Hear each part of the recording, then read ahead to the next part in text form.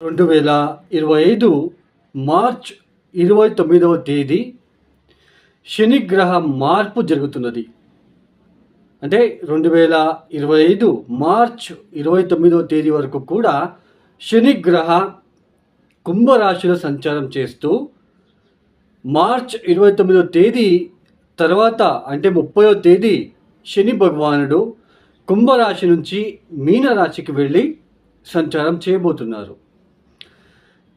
ఏదైతే ఈ మీనరాశుల సంచారం 2025 మార్చి మాసం నుంచి 2027 జూన్ వరకు కూడా మీనరాశిలోనే సంచారం చేస్తున్నారో, ఈ మీనరాశిలో శని సంచారం వల్ల ద్వాదశ రాశుల వాళ్ళకి ఎలాంటి ఫలితాలు వస్తున్నాయో తెలుసుకుందాం.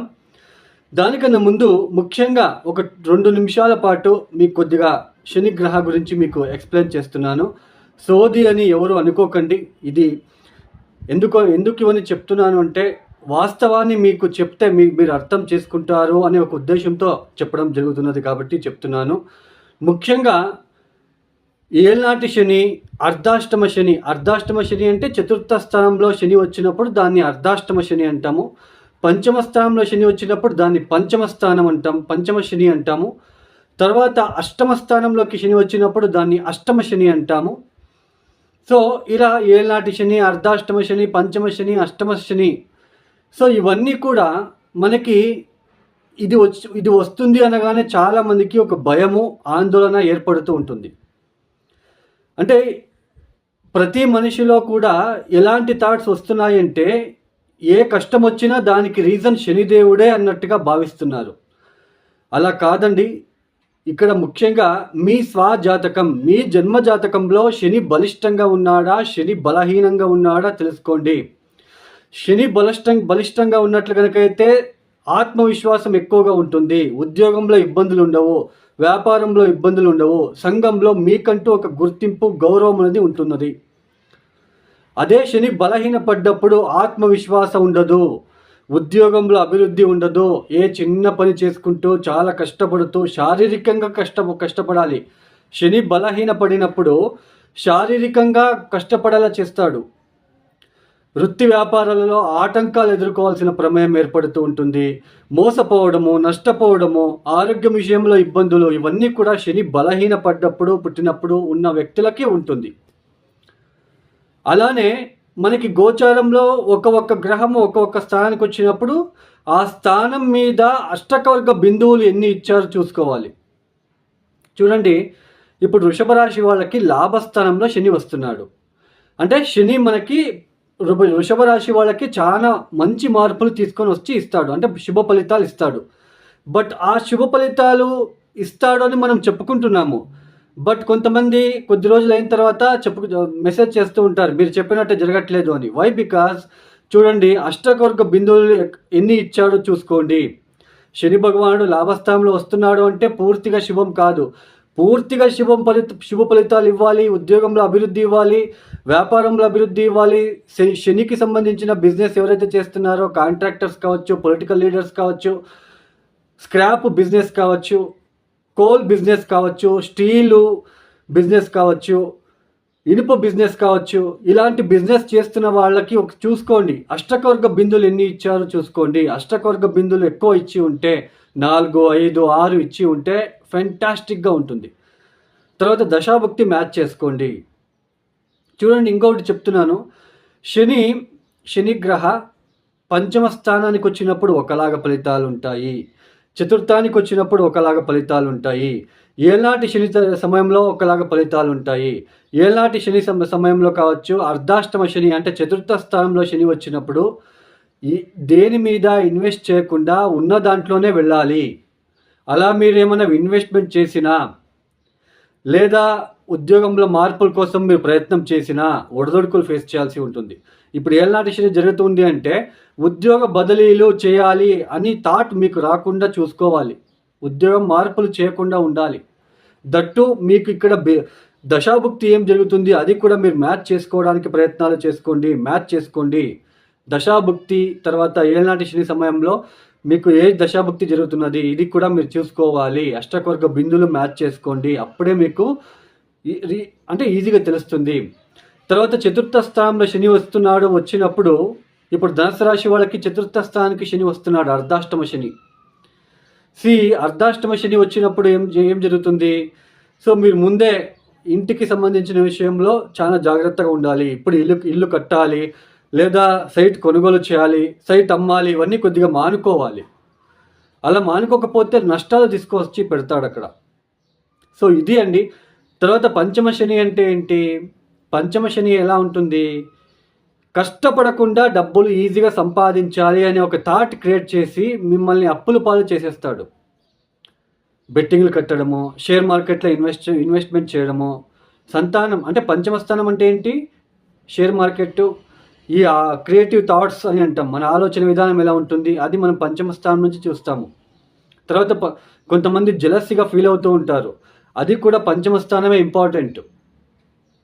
తర్వాత సంతానం విషయంలో కూడా అభివృద్ధి ఉందా లేదా, సంతానం ద్వారా మనకి ప్రాఫిటబుల్గా ఉంటుందా లేదా, దాన్ని కూడా పంచమ స్థానం నుంచి చూస్తాము. ఇలా పంచమ స్థానంలో శని వచ్చినప్పుడు కష్టపడకుండా, శారీరానికి ఏది ఇబ్బంది రాకుండా మనం కూర్చొని తినాలి అనే ఒక థాట్ పుట్టిస్తాడు. బెట్టింగ్లు, షేర్ మార్కెట్లో ఇన్వెస్ట్మెంట్ చేయడము, 5 లక్షలు చేస్తే ఇన్వెస్ట్మెంట్ చేస్తే 10 లక్షలు వస్తుందంట, లేదా 25,000 రూపాయలు బెట్టింగ్ కడితే 50,000 వస్తుంది, 50,000 పాటు మనం కూర్చొని 5 నెలలు తినొచ్చు కదా అన్నట్టుగా క్రియేట్ అవుతుంది అక్కడ. అందుకే మనము చూసుకొని మనం వెళ్ళాలి అండి. అక్కడ పంచమస్థానంలో ఎన్ని అష్టకవర్గ బిందులు ఇచ్చాడు అది చూసుకోవాలి అండి. ఇవన్నీ మీకు చెప్తున్న ఉద్దేశం ఏంటి అంటే అర్థం అవ్వాలి, మీరు ప్రతి ఒక్కరు కూడా అర్థం చేసుకొని బాగుండాలి అనే ఒక ఉద్దేశంతో చెప్పడం జరుగుతున్నది. ఇక మనము ద్వాదశ రాశిల వాళ్ళకి వెళ్ళే ప్రయత్నం చేద్దామండి. వృషభ రాశి వాళ్ళకి శని రాజయోగకారకుడు, నవమాధిపతి, దశమాధిపతి. ప్రస్తుతము అంటే 2025 మార్చ్ 30వ తేదీ 29వ తేదీ వరకు కూడా ఆయన కుంభరాశిలో సంచారము, తదుపరి మీన రాశిలో అంటే లాభస్థానంలో సంచారము. చూడండి, అనుకుంటూ ఉంటారు చాలామంది, తెలుస్తూ ఉంటారు మనకి లాభస్థానంలో శని వచ్చినప్పుడు మనకి చాలా మంచిగా ఉంటుందని మనం చెప్పుకుంటాం. లాభస్థానంలో శని వచ్చినప్పుడు వ్యాపారంలో ఒడిదొడుకులు, ఇబ్బందులు ఫేస్ చేస్తున్న వాళ్ళు కూడా ఈ సమయంలో స్టాండప్ అవ్వడానికి అవకాశాలు ఉంటాయి. సడన్గా గ్రోత్ అనేది కనిపిస్తూ ఉంటుంది. జాబ్లో శనికి సంబంధించిన job, scrap business, iron business, tiles business, తర్వాత ఈ సున్నపు business, painting business, contractors, builders, carpenters, తర్వాత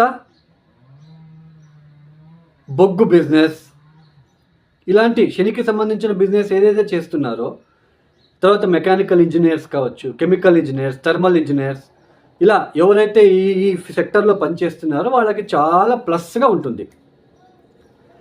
వృషభ రాశిలో పుట్టిన వాళ్ళకి ఇంకొకటి, ఈ సమయంలో కనుక మీకు దశాభుక్తి, శని మహాదశనో శని భుక్తినో జరుగుతూ ఉండి ఇప్పుడు శని లాభస్థానంలో సంచారము, ఆ స్థానంలో అంటే మీ మీన రాశిలో శని అష్టకవర్గ బిందువులు గనక 4, 5, 6 ఇచ్చి ఉంటే ఎక్సలెంట్ రిజల్ట్ ఉంటుంది, సూపర్గా ఉంటుంది, దాంట్లో నో డౌట్. ఎందుకంటే దశాభుక్తి శనినే, తర్వాత పైగా గోచరంలో లాభస్థానంలో వెళ్తున్నాడు, అక్కడ అష్టకవర్గ బిందువులు చాలా మంచిగా ఇచ్చాడు, 4, 5, 6 ఇచ్చేసాడు, సూపర్. ఒకవేళ అక్కడ 0, 1, 2 బిందువులు ఇచ్చి ఉంటే పెద్దగా లాభాలు ఉండవు, పెద్దగా ఉద్యోగంలో అభివృద్ధి ఉండదు, పెద్దగా శుభ ఫలితాలు రావు.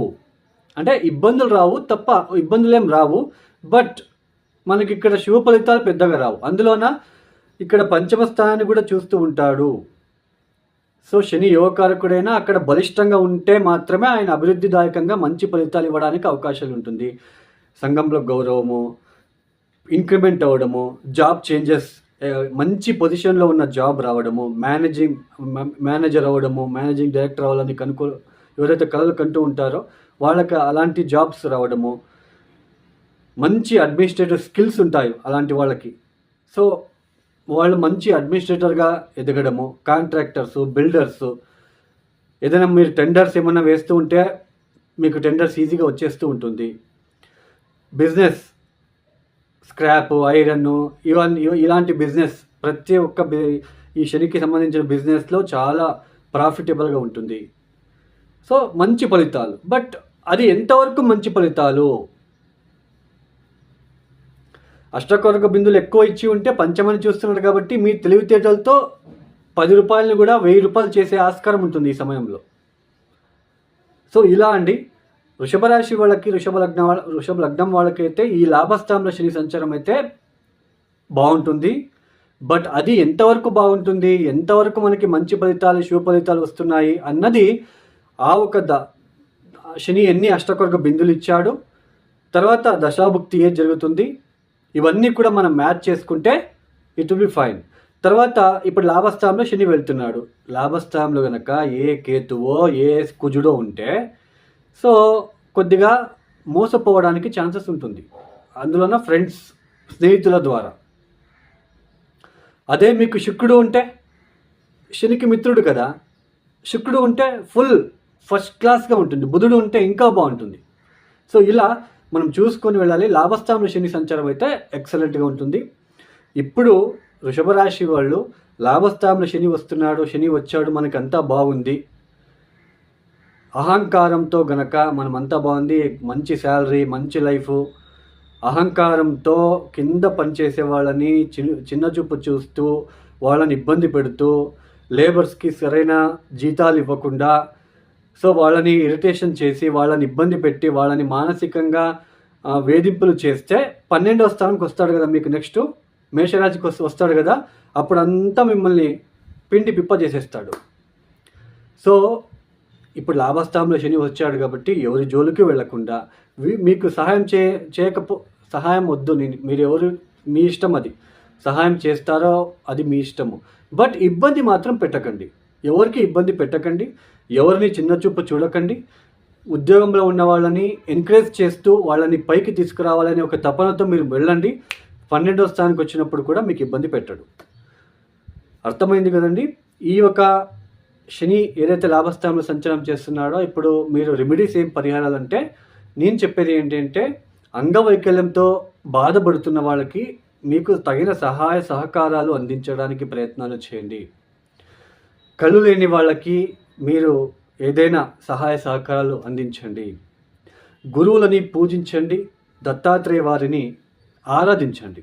తర్వాత శనికి అప్పుడప్పుడు అభిషేకాలు జరిపించుకోండి. ఖచ్చితంగా మంచి అభివృద్ధిదాయకంగా ఉండడానికి అవకాశాలు ఉంటాయి. వృషభ రాశి వాళ్ళకి, వృషభ రాశిలో పుట్టిన అందరికీ కూడా శనిదేవుడి యొక్క కృపా కటాక్ష దొరకాలని ఆశిస్తూ ఈ వీడియోని క్లోజ్ చేస్తున్నాను. ఈ వీడియో మీకు నచ్చితే లైక్ చేయండి, షేర్ చేయండి, సబ్స్క్రైబ్ చేసుకోండి. సర్వే జనో సుఖినో భవంతు. ధన్యవాదములు.